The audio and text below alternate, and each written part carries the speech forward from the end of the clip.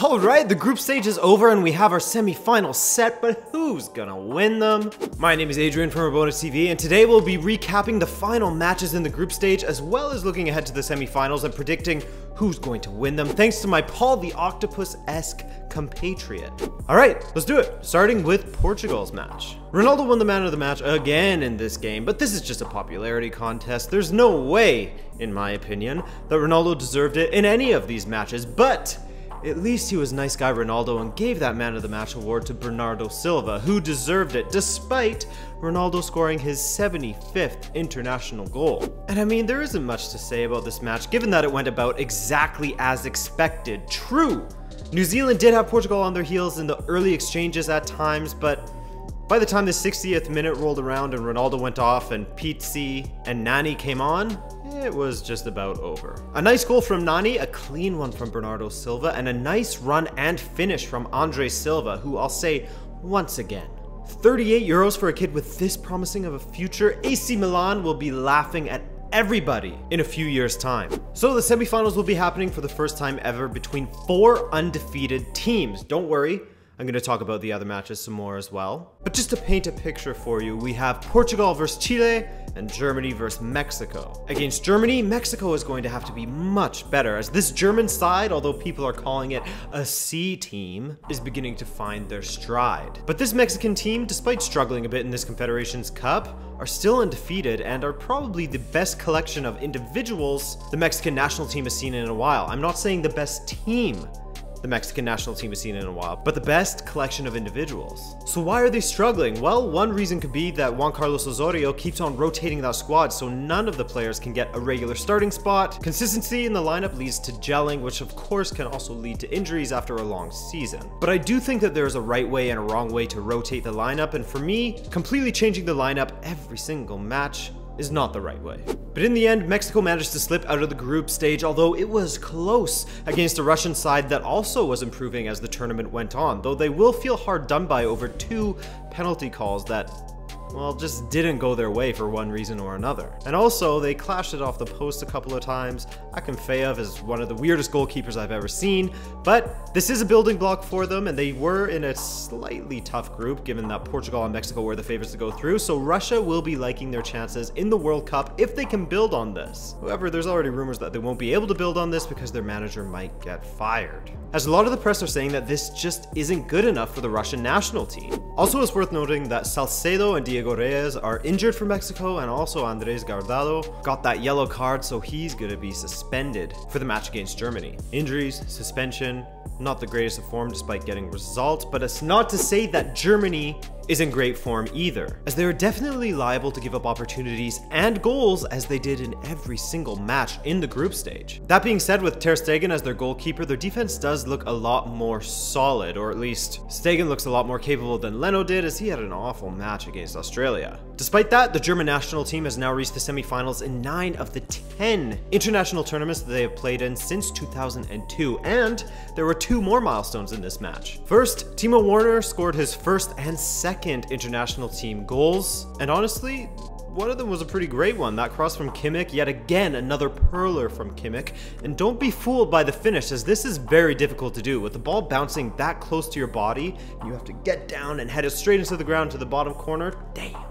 Great technique. Also in this match against Cameroon, Joachim Low got his 100th win for the German national team, so big up to Yogi, the nose picker.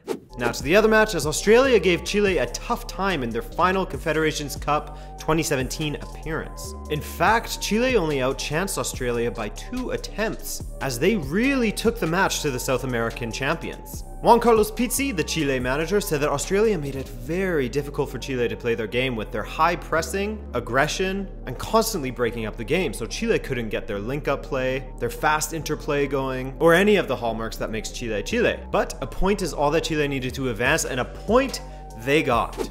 Alright, let's predict what's going to happen in these semifinals, starting with Germany versus Mexico. I think that despite not being perhaps in the best of form right now, or having the best players available to them in this tournament, Germany is still a pretty damn difficult team to play against. Why? Well, they're Germany, which is a great tournament team, on top of the fact that they seem to improve as tournaments go on. Cameroon tried to give them a game, but were ultimately held to just 40% possession and 2 shots on target. Mexico's team has more quality than Cameroon's, but as I mentioned before, with suspensions to Guardado and injuries to Diego Reyes and Salcedo, their team is slightly depleted. Plattenhardt and Kimmich have really stepped it up for Germany, throwing in cross after cross from the wings, and those crosses could be a big headache for Mexico as Wagner or Werner or both will be lurking in the box and dangerous as ever, and Werner is starting to hit form at the right time in this tournament. I see this one being a close match, but ultimately, I'm going with Germany. They will take it 2-1, but that's just my prediction. So for this, I'll throw it to my previews and predictions correspondent,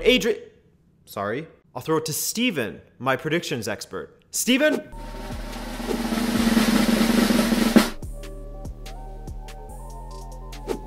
Alright, the man has his reasons for his decision, I'm sure, or maybe not, but really, dude? Now, Portugal versus Chile. Portugal has a decent record against Chile with 2 wins and a draw, but that was before the Chile Renaissance where they won 2 Copa Americas in a row. Chile definitely has quality in their attack with Vargas and Alexis up front, and Vidal making those delayed runs into the box every once in a while. So that's going to be a big problem for the Portugal defense to worry about. However, speaking of their defense, Portugal has slowly been improving in this tournament as well, after letting that 2-1 lead slip against Mexico in their first match of the tournament, thanks to Jose Font. Not completely, but Ronaldo's been scoring, Andre Silva's scored, Bernardo Silva's looking pretty good out there, and with Alves replacing Font for the final 2 matches of the group stage, their defense is looking better. So this is a tough one, man. I think in the end, this game is going to come down to defense, and I'm not sure that Chile's defense is the best in the world right now. However, Portugal's isn't either, but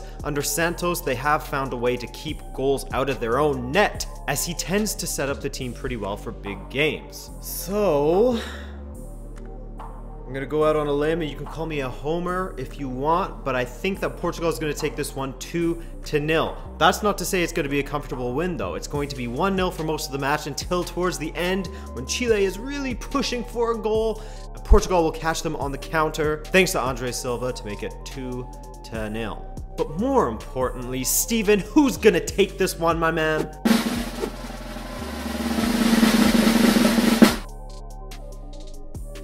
Alright, the man has chosen, and in this particular case, we agree. But we'll see come Thursday whether we were right or wrong. I hope you guys enjoyed this one, and if you did, why not hit that like button, the subscribe button, drop a comment, do all of the above, and I will see you in the next video, which will be Friday for transfers. Peace!